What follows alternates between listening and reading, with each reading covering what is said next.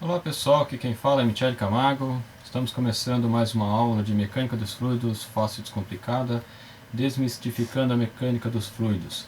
Esta é a aula 19, exercício 3 sobre equação da energia. Bom, essa é a aula 3, a aula 19, exercício 3, né, da equação da energia. Agora a gente vai fazer na presença de uma máquina com fluido real, que seria a situação já mais próxima da realidade, né? Não, a única diferença ainda para chegar no real, que a gente deveria levar em consideração aí as perdas por temperatura, né? Que seriam os efeitos térmicos. Mas isso aí é assunto lá para a termodinâmica. Então, aqui já é, vamos dizer, a parte prática de fato da mecânica dos fluidos. A única diferença é que aqui a perda de carga é dada. Então, no capítulo 6 do livro, se não me engano, a gente apresenta, 6 ou 7, não me lembro agora, não recordo agora, a gente apresenta os métodos de cálculo para a perda de carga. Aqui a gente vai informar, né? Então, o próximo assunto vai ser quantidade de movimento, a equação, né, para a quantidade de movimento. Depois a gente vai entrar com análise dimensional, que é a base para trabalhar com semelhanças de equipamentos, testes, etc. E aí por fim a gente entra nessa parte de cálculo de perda de carga. Mas logo a gente já vai estar falando dessas aulas aí. Bom, vamos em frente. Bom, então o exercício diz o seguinte: na instalação da figura, a máquina é uma bomba e o fluxo é água. A bomba tem uma potência de 5 kW e o seu rendimento é 80%. A água é descarregada à atmosfera, com uma velocidade de 5 metros por segundo, pelo tubo cuja área da seção é 10 cm². Determinar a perda de carga do fluido entre 1 e 2. Então aqui ele está pedindo para calcular qual é a perda de carga.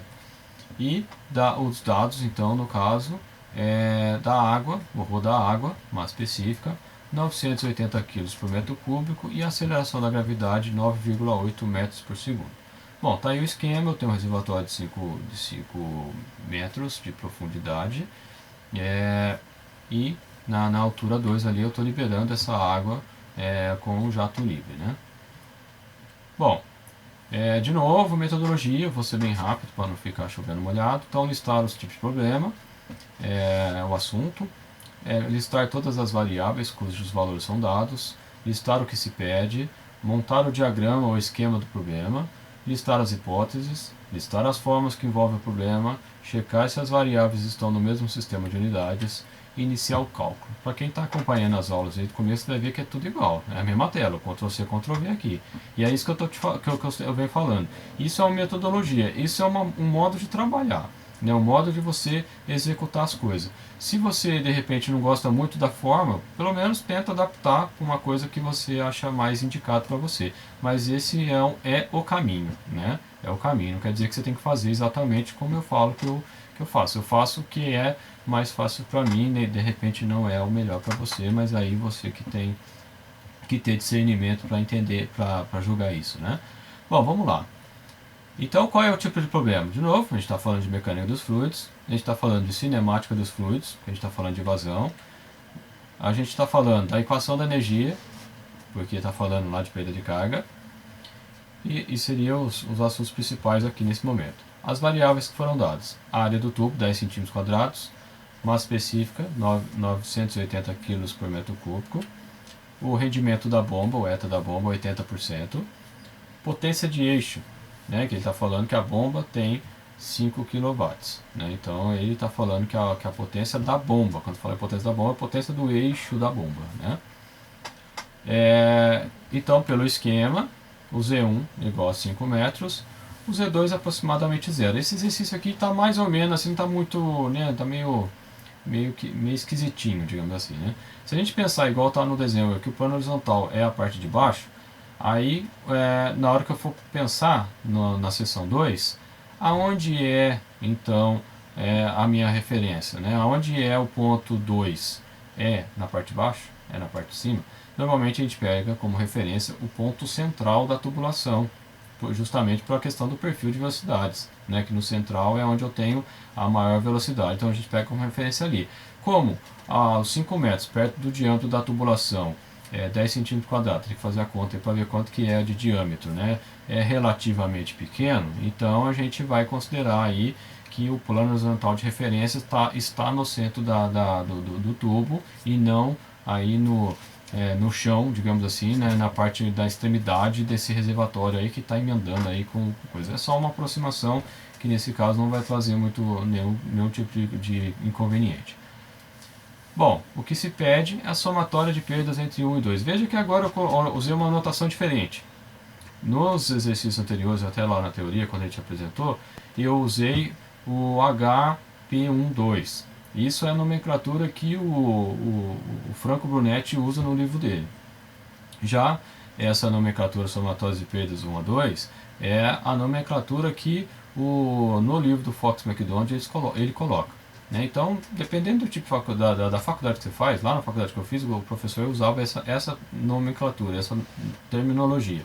Dependendo da faculdade que você vai usar, pode ser uma terceira coisa, uma quarta coisa diferente dessa aqui.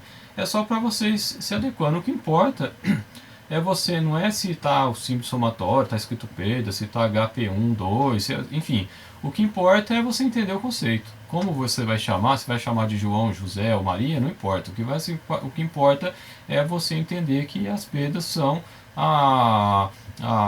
o que você está perdendo no equipamento, né, no seu escoamento, e isso que importa em termos de conceito, né? Tanto que chama as perdas, porque é o que você está perdendo de fato, a energia que você está perdendo ali no seu escoamento. O nome ou a nomenclatura que você vai usar é irrelevante, né?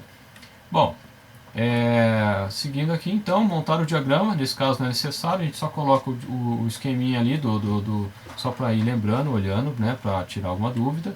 Quais são as hipóteses? Né? A manjadona, escoamento e regime permanente. Você vê que eu estou tendo até um pouco mais rápido aqui, porque né, senão fica chovendo molhado demais, né? A gente sempre está falando a mesma coisa. H2, propriedades uniformes à seção. Essas duas aqui, gente, é manjadona. Vai ser toda hora a gente vai estar falando disso aqui.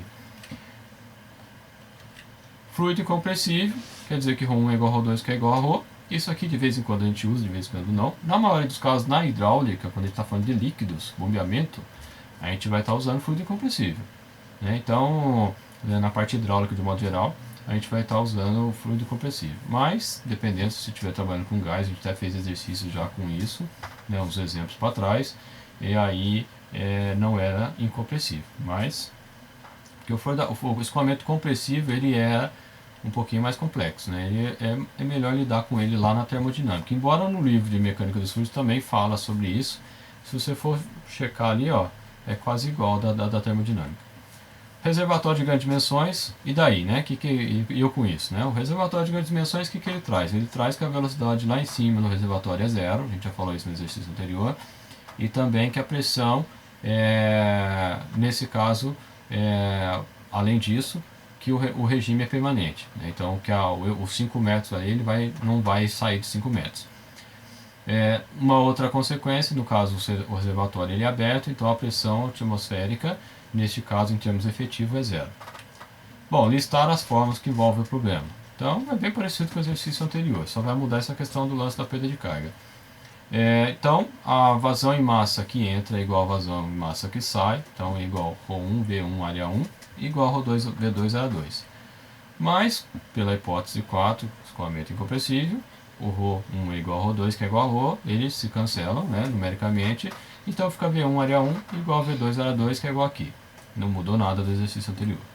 Também, de novo, veja que, né, por isso que eu falo da metodologia. Se você usa a metodologia, você fica meio no padrãozão, e aí você vai pensar, ou vai, né, ter que raciocinar naquilo que é diferente do que saiu do padrão. Bom, então H, altura de energia, ou energia por peso, né?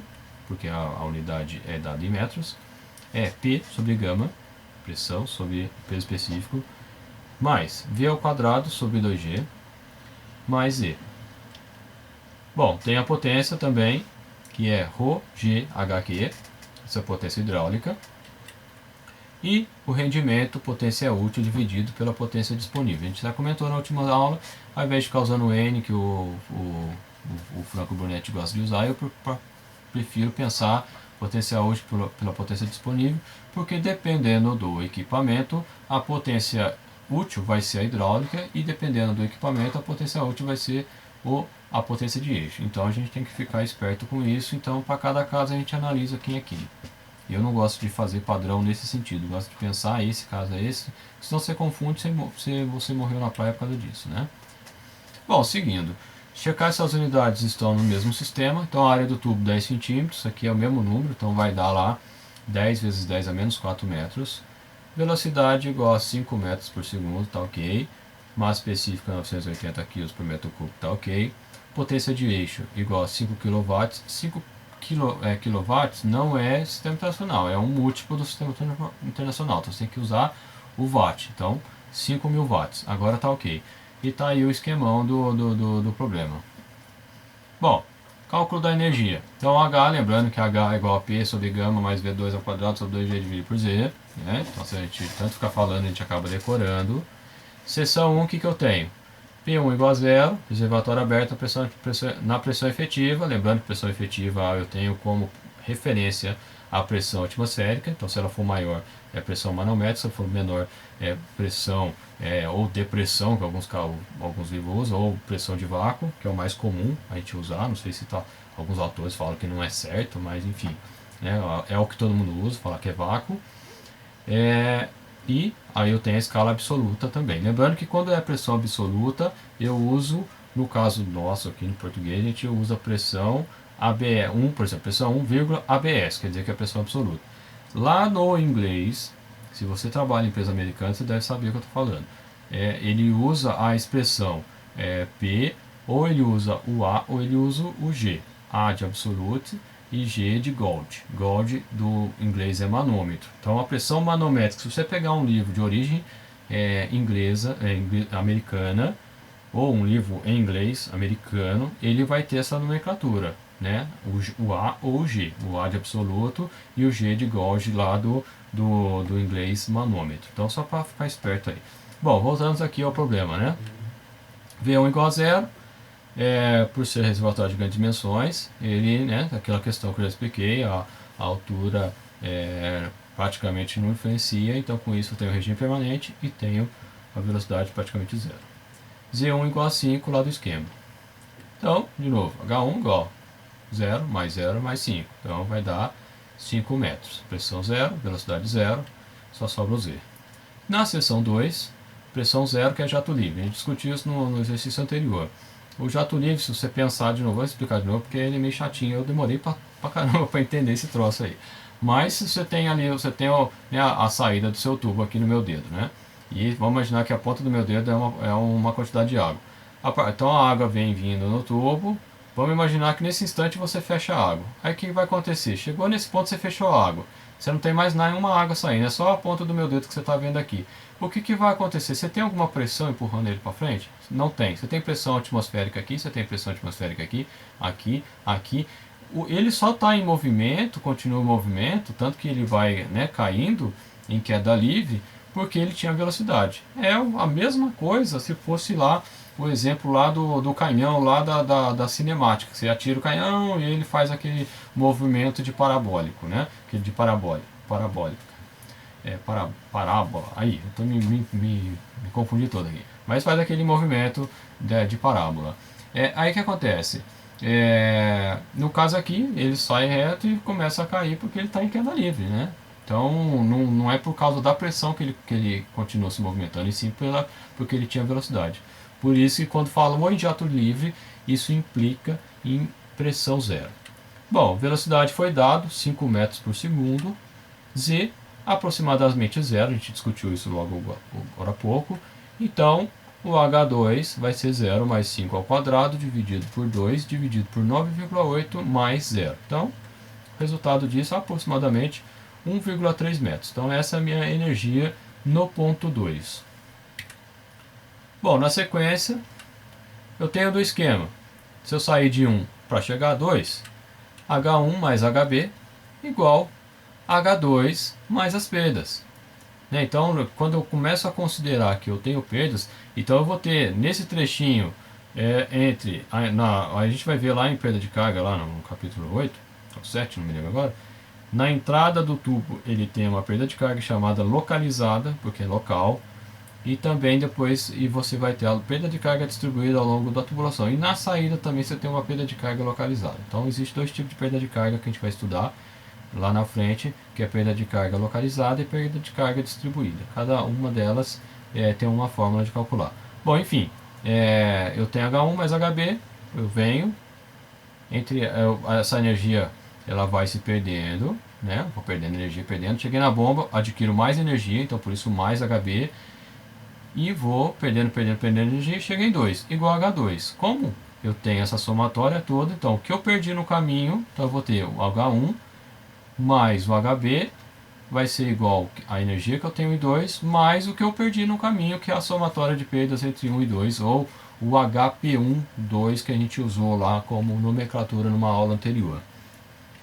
Bom, a gente tem H1, tem H2, a gente tem a potência de eixo, mas não tem HB e nem tem as perdas. Bom, então, lá vem do rendimento, é potência hidráulica vezes potência de eixo. Lembra que eu coloquei lá potência útil pela potência disponível. Neste caso, a potência que eu tenho disponível é a potência do eixo, que é a potência da bomba que ele informou, que é os 5.000 watts. E a potência hidráulica é o valor lá da potência de eixo vezes o rendimento daqui dessa forma que foi dado também. Então, eu tenho que a potência hidráulica, que é a potência energia por segundo, que de fato vai ser entregue para o meu fluido, é 4.000 watts. Então, quando a gente fala em potência, só para entender também que assim, se você for pegar lá da definição lá de física, potência é energia dividida por tempo. Então, o watt nada mais é do que joule dividido por segundo. Então, isso quer dizer o quê? A energia que a minha bomba, o meu motor, no caso a bomba, né, já estou desconsiderando as perdas do rendimento da bomba. Então é a energia que a bomba de fato está entregando para o fluido por segundo. Então por isso é a potência, então por isso watts, né, que é joule por segundo, que seria Newton vezes segundo vezes metro dividido por segundo. Então esse joguinho de unidades aí é bom tá na cabeça e entender o que uma coisa tem a ver com a outra. Tem alguns conceitos aí que de repente você pode estar dificuldade. Se você olhar aqui na playlist do canal do YouTube aqui, você vai ver que a gente tem bastante aulas lá também de física do ensino médio. E lá está por nome. Então de repente você tem alguma dúvida em algum conceito, volta lá, dá uma olhada. As aulas tem no máximo 15 minutos, dá uma relembrada e ó, fica muito mais fácil para você entender aqui que tem coisa que faz tempo que a gente viu, né? E a gente acaba ficando meio enferrujado. Bom, voltamos aqui no exercício então. Eu tenho que dar potência lá, da fórmula de potência, eu tenho que potência hidráulica, ρg, HB, Q, porque HB porque é da bomba, né? Então a altura manométrica da bomba. Bom, eu já tenho a potência hidráulica, tenho o ρ, tenho o G, tenho o Q, vou obter então o meu HB. HB vai ser potência hidráulica dividido por ρ, G, V, A. Lembrando que eu tenho o Q indireto, né? Que foi dada a velocidade e foi dada a área do tubo. Então eu já substituí aqui no lugar de Q, já coloquei o VA, né? Eu pulei uma etapa aqui para encurtar um pouco o assunto. Bom, então vai ficar 4.000 dividido por 980, dividido por 9,8, dividido por 5, dividido por 10, dividido por 10 elevado a menos 4. Neste caso, fazendo-se então a conta, o HB é 83,3 metros. Então isso seria a altura manométrica da bomba. Seria esse valor que você procuraria no catálogo do fabricante de bomba para fornecer esse HB para você. Seria essa a ideia. Bom, então por fim, as perdas que eu vou ter de 1 até 2, isolando lá da primeira equação ali, vai ficar as perdas é igual a H1 mais HB menos H2. Então vai ficar 5, que eu tinha lá, o HB mais 83,3, que a gente acabou de calcular ali na linha anterior, menos 1,3, que eu tenho então perda de carga de 1 a 2 igual a 87 metros. Veja o seguinte, que eu quero chamar a atenção aqui, né? Veja que a bomba ela tem a altura manométrica de 83,3 metros, nesse exemplo aqui. E a perda é 87 metros. Então assim, eu pego a energia que eu tenho disponível lá em 2, lá em 1, que é a energia potencial, que é esse nível, né? O nível é a energia potencial, e entrego junto com a bomba, pego mais um pouquinho que tem na bomba e provoco e faço com que eu tenha, somando ali, ó, que eu pego 5 com 83, eu tenho 87, 88 e pouco, né? Tanto que o H2 ali é 1,3. O que vai acontecer aqui? A perda de carga é tão grande nesse sistema, se fosse um sistema real, é um sistema estúpido. Por que é um sistema estúpido? Porque se eu for fazer a conta aqui do que eu tenho disponível em termos de energia e o que vai para a perda de carga é mais de 90%. Então, se eu fizer um sistema desse aí, está completamente desfavorável. Eu estaria gastando muito. Agora vamos pensar agora na nossa prática. E daí? O que acontece se eu tenho uma perda de carga muito grande? É dinheiro jogado fora. Por quê? Porque a maior parte da energia que a bomba está entregando está indo para a perda de carga. Então seria um sistema meio Zé Ruela, digamos assim. Então eu teria que repensar. A não ser, né, que se fosse um sistema bastante longo, que não é o que está mostrando aqui no sistema. Vamos imaginar que eu tivesse aí quilômetros de tubulação. Aí faria algum sentido aí você tem a bomba praticamente para vencer a perda de carga. Mas no sistema de bombeamento de modo geral, você tem que estar preocupado com isso, né? Então, pensando aqui na perda de carga, você teria que comprar uma bomba bem grande para vencer a perda de carga. Então, se for um sistema pequeno, a perda de carga tem que ser reduzida. Se for um sistema com uma tubulação bastante comprida, aí sim faria um sentido. Se você pegar, por exemplo, esses oleodutos, esses gasodutos da vida que tem aqui, né, no Brasil, lá da Petrobras, as bombas que tem para levar o óleo de um lugar para outro, as várias estações de bombeamento que você tem, é basicamente para você deslocar de um centro para outro centro de distribuição. Por quê? Porque as distâncias são muito longas. A mesma coisa vale para os compressores que fazem o trabalho no gás, né? No gás você não tem como bombear, você tem que comprimir ele e ele vai perdendo essa pressão ao longo da tubulação, né? E aí o outro compressor, se for o caso, vai succionando isso e vai dando continuidade. Uma coisa em série, são vários equipamentos em série, porque as distâncias são muito grandes. Aí faz todo sentido. Agora, numa instalação pequena, realmente você tem que tomar bastante cuidado aí. Bom, pessoal, chegamos então ao final de mais uma aula. A gente usou aí o exemplo, esse é um exemplo, não foi adaptado do Franco Brunetti. Espero que vocês tenham gostado. Contato com a gente, vocês podem mandar no e-mail engenhariaecompanhia2016@gmail.com, se inscrever no canal ou lá no Facebook. Você pode curtir a nossa página, pode entrar no grupo, discutir com a gente lá assuntos, né, de diversos lá relacionados à área técnica de modo geral. Beleza, pessoal? Obrigado aí. Espero que tenham gostado e até a próxima.